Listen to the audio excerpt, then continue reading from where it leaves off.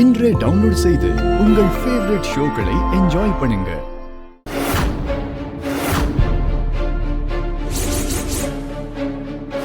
அக்கா, அவரோட நெத்தியை பாருங்க.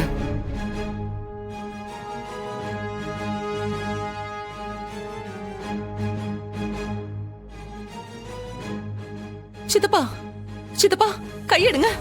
அதெல்லாம் ஒண்ணு இல்லம்மா. கையெடுங்க சித்தப்பா. எனக்கு கையெடுங்க. எடுங்க எடுங்க. ஐயோ,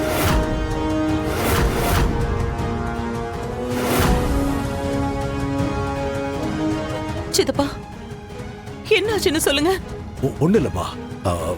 பாத்ரூம் கதவுல இடிச்சுக்கிட்டேன். அதான் இப்படி செவந்திருக்கு.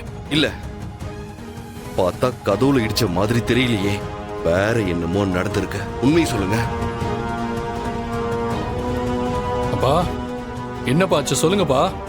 உண்மையாவே நான் கதவுல தான் இடிச்சுக்கிட்டேன். வேற ஒண்ணும் இல்ல.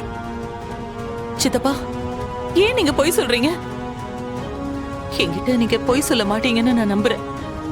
சொல்லுங்க, என்ன நடந்துச்சு சொல்லுங்க.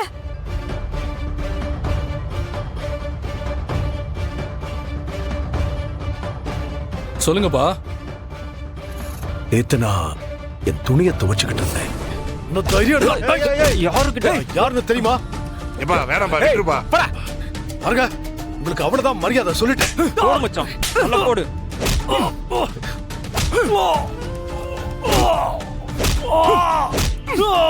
என்ன பண்றீங்க? அவரை விடுங்கடா. உங்க வேலையை ஆரம்பிச்சிட்டீங்களா?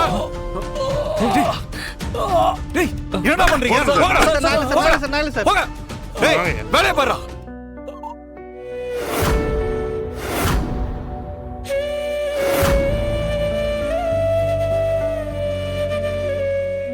ஆனா அதுக்கப்புறம் எந்த பிரச்சனையும் இல்ல. தான் உடன்லாம் இருக்காங்கல்ல. என்ன மாமா நீங்க இந்த விஷயத்த சொல்றதுக்கு எதுக்கு தயங்குறீங்க? அவங்கள சும்மாவே விடக்கூடாது. நான் ஜெயிலர் கிட்ட சொல்லி அவங்களுக்கு என்ன பண்றேன்னு மட்டும் பாருங்க.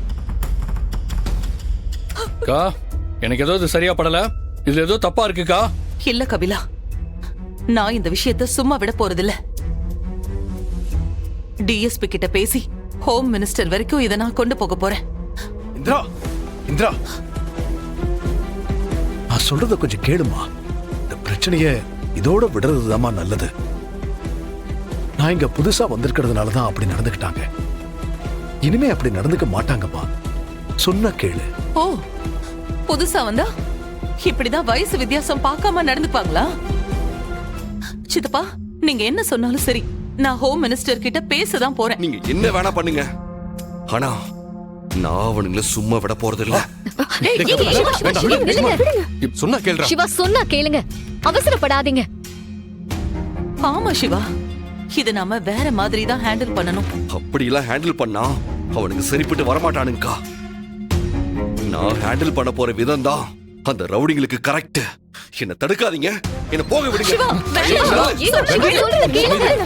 சிவா,